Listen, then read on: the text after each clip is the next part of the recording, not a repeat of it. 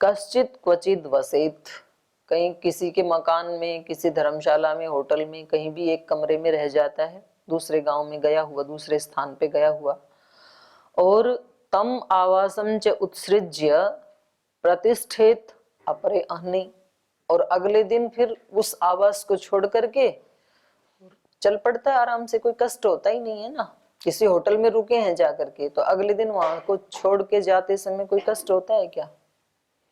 क्योंकि पहले से ही पता था कि एक ही दिन के लिए रुके हैं। किसी के घर में अतिथि बने तो अगले दिन वहां से चलने में कष्ट होता है क्या? मुसीबत हो जाए अगर कोई अतिथि मतलब वहां पर कहे कि बस मैं तो आज एक दिन रुक गया, अब ये कमरा मेरा ही है। क्योंकि घर के मालिक जाते बोलते हैं जी ये आपका ही घर है, तो कोई भी दिक्कत हो तो बता देना, और ये मान ले कि मेरा ही घर है, और अगले दिन घर वालों को ही बोले ये तो मेरा ही कमरा है, तो वो मुसीबत में पड़ जाएंगे। फिर वो एक दो बार तो शालीनता से कहेंगे, बाद में इसको हाथ पकड़ के निकालेंगे, तेरा कहां से आया ये। तो जैसे वहां पर मेरापन नहीं जल्दी से आता है व्यक्ति के मन में, ऐसे ही हम जिसमें रह रहे हैं वो भी हमारा नहीं है, ये याद नहीं रहता है। हम लंबे समय तक किसी चीज को अपना ही मान लेते हैं। अब जो गुरुकुल के कमरे हैं वो हमारे कमरे कहां से हो गए? तो जिसमें हम रहते हैं उसको हमने क्या मान लिया? मेरा कमरा। कल ही निकाला जा सकता है कि नहीं उसमें? क्योंकि कमरे तो गुरुकुल के हैं, हमारे थोड़े ही हैं। ये हमारे मन में नहीं आता है, बोलते ये तो मेरा ही कमरा है, इसमें मैं किसी को नहीं आने दूंगा। चेंज भी नहीं करते हैं, इतना उसके साथ मोह जुड़ जाता है कि कभी आचार्य कहे ना नहीं इस कमरे में नहीं, इसमें चल, नहीं मैं तो मेरे में ही रहूंगा। तेरा आया था कहां से भाई? तो ऐसे है, ये बता रहे हैं कि जैसे कोई व्यक्ति अगले गांव को जाते हुए कहीं निवास करता है और फिर अगले दिन उसको छोड़ करके किसी दूसरे स्थान पे चल पड़ता है। एवं एवं मनुष्याणाम पिता माता गृहम वसु, तो ऐसे ही मनुष्यों के ये सब रिश्ते नाते हैं, पिता माता घर धन, ये सब क्या है? अस्थायी रूप से मिले हुए हैं। पता नहीं अब तक कितनी माताएं हुई हैं हमारी, कोई ये एक जन्म तो है नहीं, ना प्रथम जन्म है ना अंतिम जन्म है, तो इससे पहले तो अनेक अनेक जन्म हो चुके हैं। तो अनेक जन्म हुए हैं तो माँ भी कई हुई होंगी। तो जब पहले वाली माता याद भी नहीं है अभी, वो छूट गई, तो इस जन्म वाली माता छूटनी ही है, वो भी छूटेगी। इतनी छूट गई है तो कितने पिता छूट गए हैं, कितना धन पता नहीं कौन कहाँ छोड़ के आ गया है, हमें क्या पता हम पिछले जन्म में कहाँ थे। और ऐसे ही जोड़ा होगा और ऐसे ही उस धन को अपना माना होगा, और जिस दिन मृत्यु हुई तो वहां से ऐसा छोड़ के आए कि अब स्मरण भी नहीं है कहाँ कितना छोड़ा था। कभी कभी किसी आत्मा को बहुत ज्यादा आसक्ति होती है तो उसको अगले जन्म में भी कुछ समय तक स्मृति बनी रहती है, ऐसे उदाहरण मिल जाते हैं। तो बच्चा कहता है वहां मेरा घर था, वो मेरे माता पिता थे, और मेरे बैंक में इतने पैसे जमा थे, वहां पर मेरा वो कार्ड रखा है, ऐसे बता देता है। लेकिन तो भी 2-3 साल के बाद उसको पता लग जाता है कि भाई अब उससे घर से नाता तोड़ लेने में ही भलाई है, क्योंकि एक ही नहीं निभाया जा रहा, और वो भी तोड़ लेते हैं नाता, उस घर वाले भी, कितना भी प्रिय व्यक्ति क्यों ना हो। बोले बेटा तू जब तक हमारे घर में था तब तक हमारा था, अब तू जिस घर में पैदा हो गया अब तू वहां का सोच, यहाँ का मत सोच। तो ये कितने हमारे माता पिता, कितने घर, अभी गुरुकुल वाले कमरे को अपना घर क्यों मानते हो? पता नहीं कितने घर छोड़ के आ गए हो आप, जन्म जन्मांतरों में कितना धन छोड़ के आ गए हैं। तो ऐसे ही सब मनुष्यों के पिता माता गृहम वसु आवास मात्रम काकुत्स्थ, तो जितने दिन रहते हैं, जैसे होटल आवास मात्र होता है, दूसरे का घर आवास मात्र होता है, उसमें ममपना अहमपना नहीं जुड़ता है। गीता में भी भगवान कृष्ण का ना पूरा सारांश गीता का यही है कि हमें दुख कौन देता है? अहंकार और ममकार। अहंकार मतलब मैं और ममकार मतलब मेरा, बाकी कोई भी वस्तु दुख का कारण नहीं है। मेरेपन मेरापन जहां जुड़ जाता है ना, ममकार है, और निर्मम होना सुख का कारण है। हमने ऐसे मान लिया लोक में कि भाई निर्मम मतलब बहुत ही ऐसा खड़ूस सा व्यक्ति, ऐसे हम कल्पना करते हैं। लेकिन वास्तव में शास्त्र की भाषा में निर्मम का मतलब होता है योगी का लक्षण है। निर्ममा इदन्न ममा, ये मेरा नहीं है, ये ही सही सोच है, निर्मम होना ही। निर्ममा निरअहंकार, और निरअहंकार होते ही निर्मम अपने आप ही हो जाता है। तो मैं ही नहीं हूं तो मेरा कहां से आएगा। मैं नहीं मतलब ये शरीर मैं नहीं हूं। प्रार्थना गाते हैं ना, मैं नहीं, मेरा नहीं, ये धन किसी का है दिया, जो कुछ अपने पास है वो सब किसी का है दिया। तो मैं नहीं का मतलब मैं हूं ही नहीं, ऐसा अर्थ नहीं है। ये शरीर मैं नहीं हूं, जिसको मैं कह रहा हूं, ये मैं नहीं हूं, मैं नहीं। और जिन दूसरे शरीरों को मैंने मेरा मान लिया है वो मेरा नहीं है, वो भगवान का है। ईशावास्यमिदं सर्वम। तो ये दो मुख्य बात है। तो अब ये कह रहे हैं आवास मात्रम काकुत्स्थ सज्जनते नात्र सज्जना।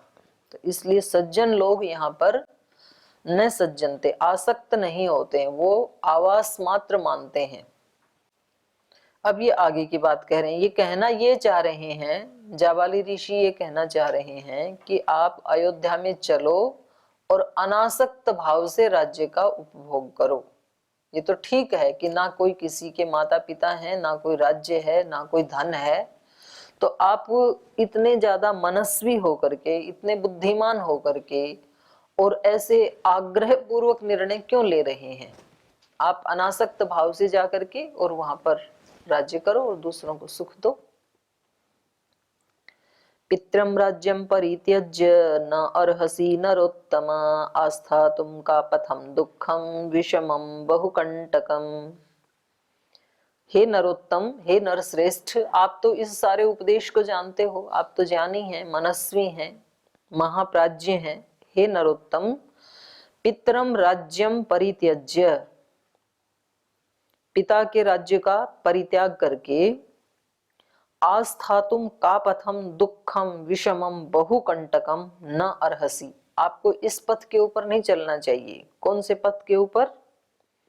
आस्थातुम, जो इस अवस्था में चलने योग्य नहीं है। वन में जाना भी है तो वृद्धावस्था में जाना।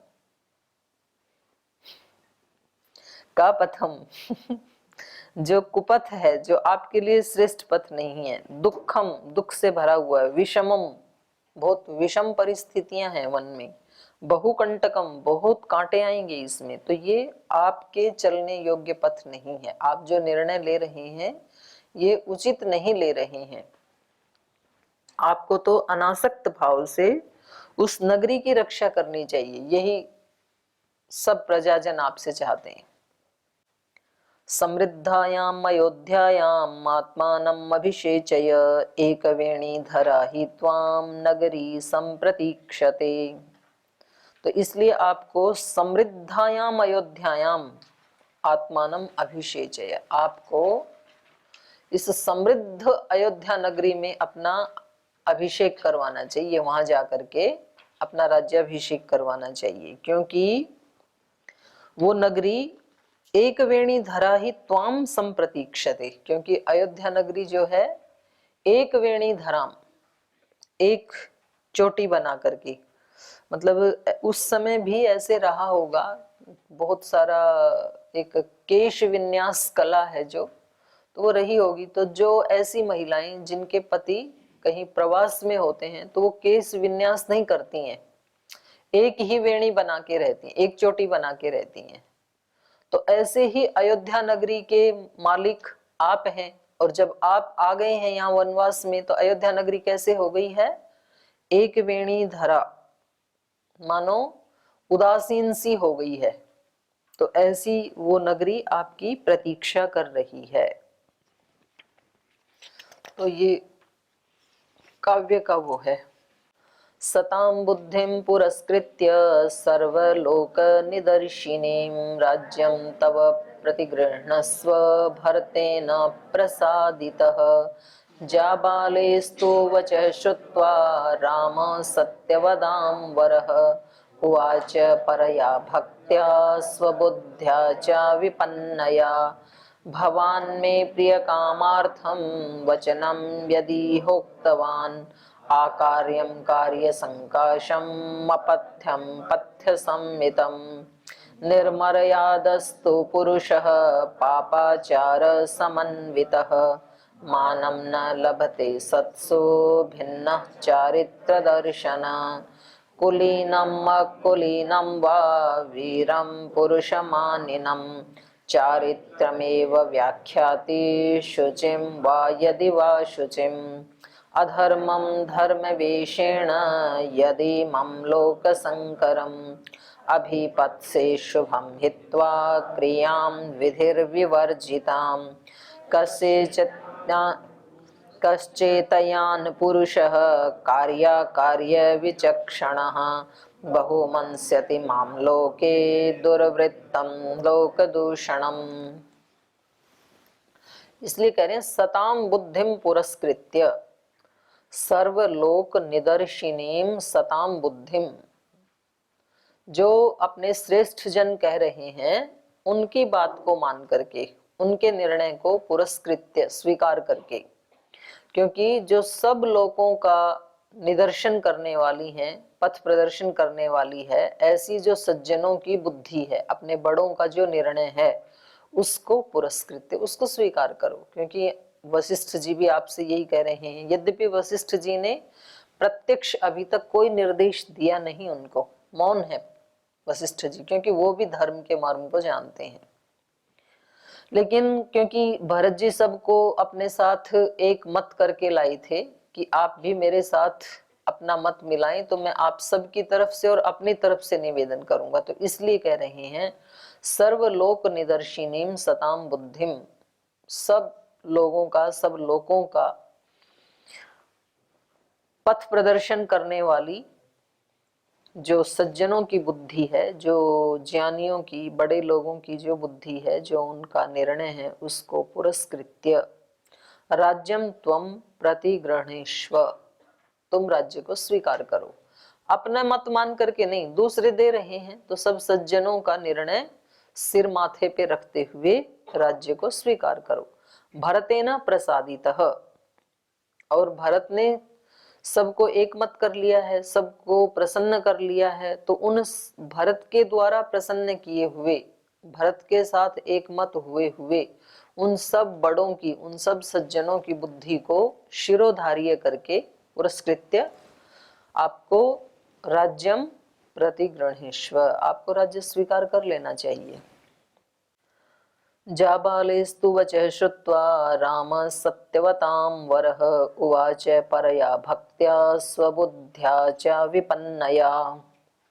तो जब उन्होंने जाबाली जी के वचनों को सुना, श्री राम ने, जो सत्यवतां वरः, सत्य का पालन करने वालों में जो सर्वश्रेष्ठ है, क्योंकि ये सारे यम नियम जो हैं ये तो जीने के लिए ही हैं, तो जो जी लेता है वो श्रेष्ठ, और जो नहीं जी पाता है तो सामान्य, बस इतनी सी तो बात है।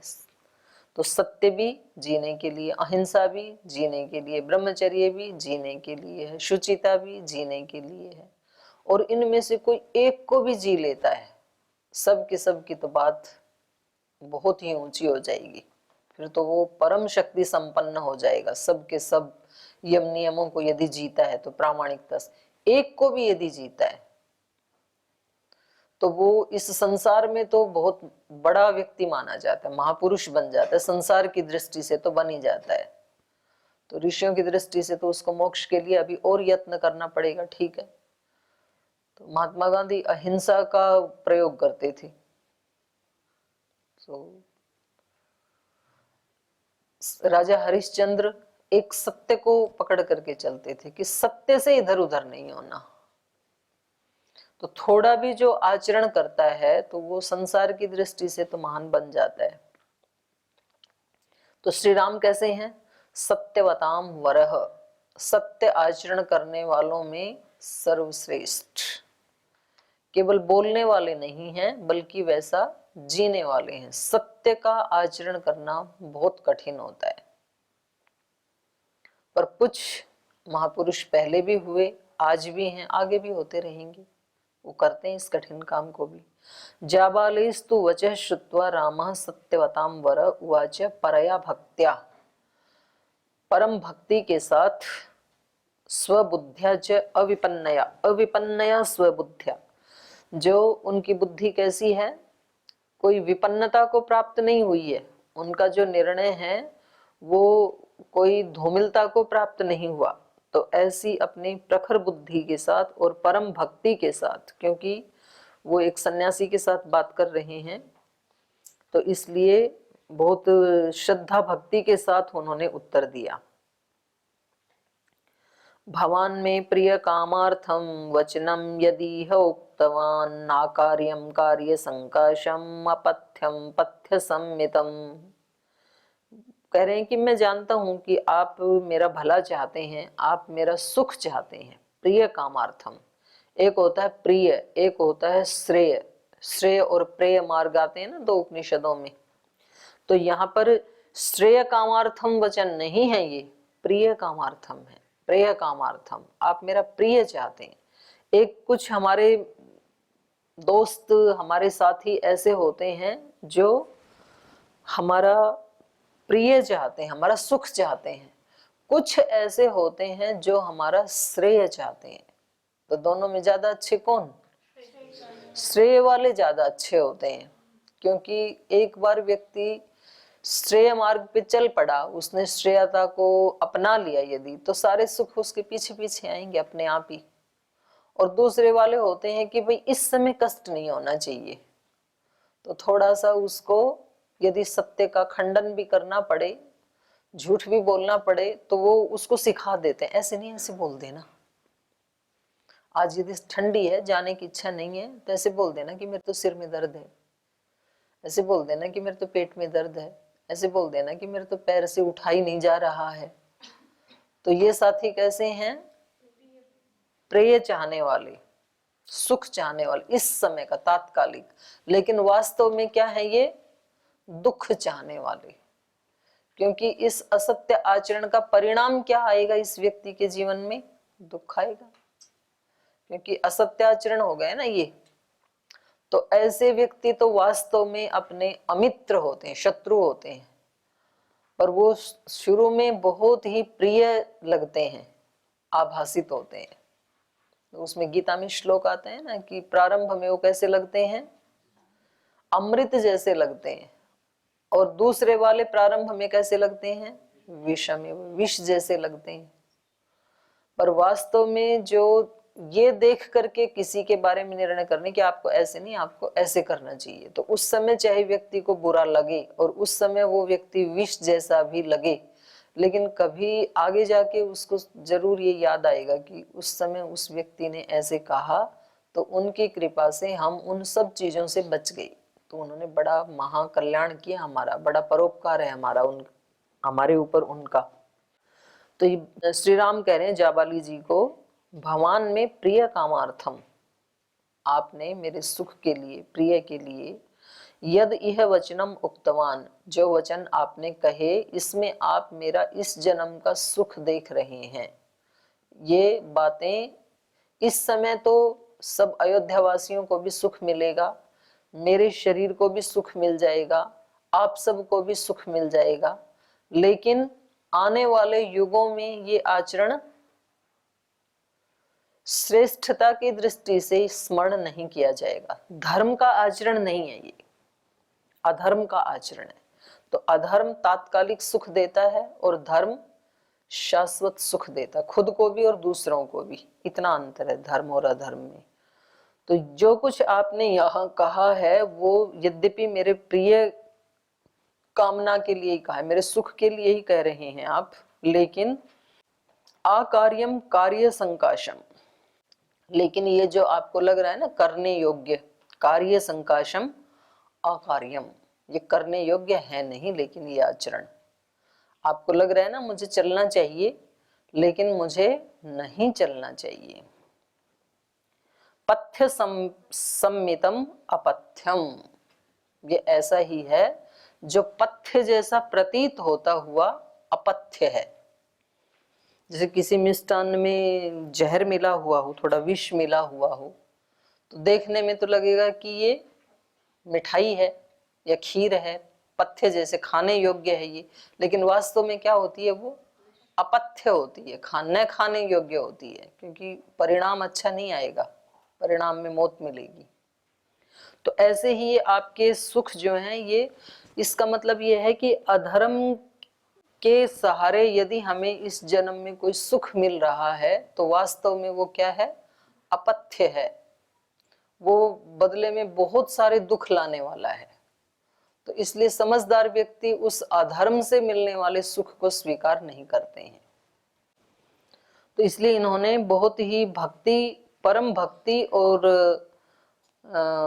अपनी विमल बुद्धि से इन्होंने बड़ी विनम्रता से ये उत्तर दिया कि आप जो कह रहे हैं वो ठीक है, मेरे सुख के लिए आप कह रहे हैं, लेकिन वास्तव में ये पथ्य के रूप में अपथ्य है, न करने योग्य है ये। निर्मर्यादयस्तु पुरुषः पापाचार समन्वितः मानं न लभते सत्सु भिन्न चारित्र दर्शन। कह रहे हैं जो पुरुष निर्मर्यादः, मर्यादा से रहित, अपनी मर्यादा में जो नहीं रहता है, और भिन्न चारित्र दर्शनः, जैसा उसका चरित्र होना चाहिए वैसा होता नहीं है। मतलब एक ब्रह्मचारी का कैसा होना चाहिए, गृहस्थ का कैसा होना चाहिए, वानप्रस्थ का कैसा होना चाहिए, सन्यासी का कैसा चरित्र होना चाहिए, विद्यार्थी का कैसा होना चाहिए, योगी का कैसा होना चाहिए, बच्चे का कैसा होना, सबका अलग अलग है ना धर्म।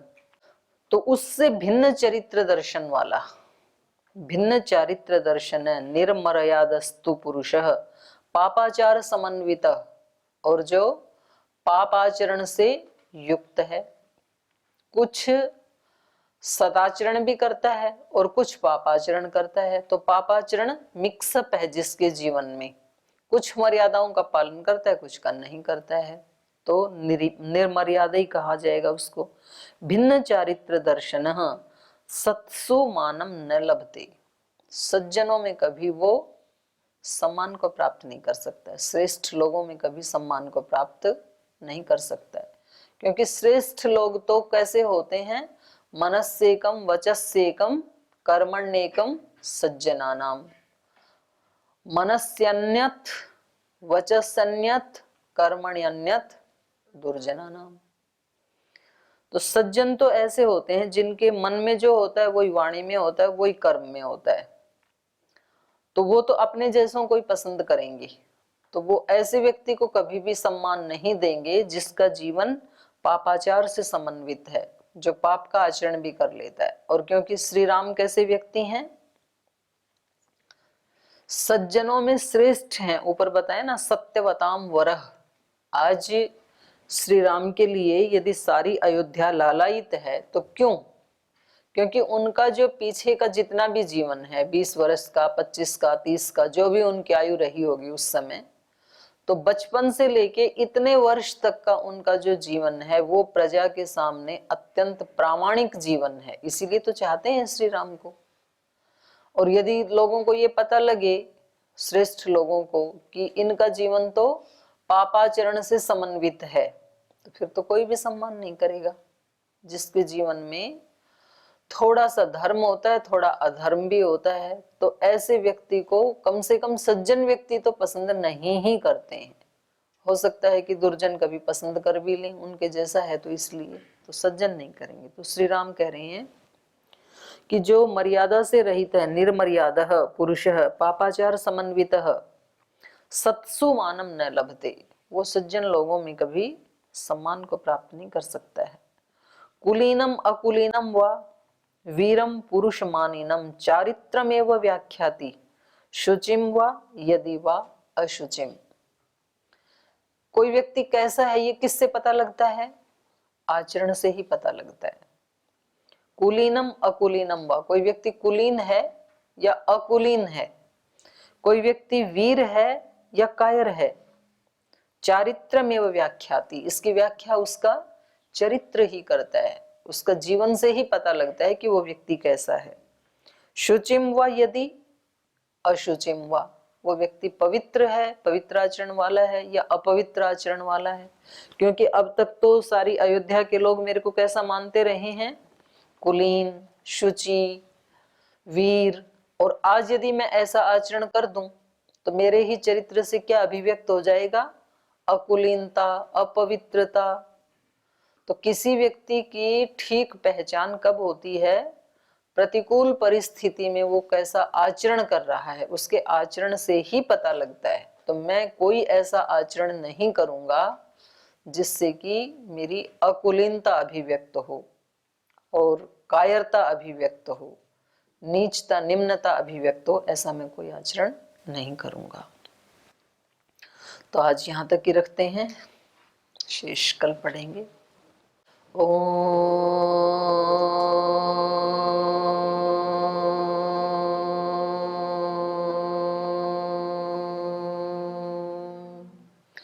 शांति शांति शांति।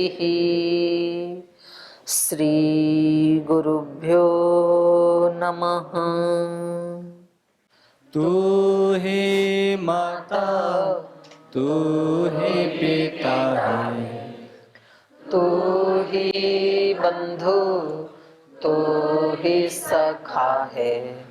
तू ही माता, तू ही पिता है, तू ही बंधु, तू ही सखा है, तू ही है करुणा निधान। हे राम, हे राम, हे राम, हे राम। तू अंतर्यामी सबका स्वामी, तू अंतर्यामी सबका स्वामी। तेरे चरणों में कोटि प्रणाम। हे राम, हे राम, हे राम, हे राम। तू ही दुख त्राता, विश्व विधाता, तू ही दुख त्राता, विश्व विधाता। तेरे शरण में है विश्राम। हे राम, हे राम, हे राम, हे राम। तू ही माता, तू ही पिता है, तू ही बंधु, तू ही सखा है, तू ही है करुणा निधान। हे राम, हे राम, हे राम, हे राम, हे राम, हे राम। ओम श्री गुरुभ्यो नमः।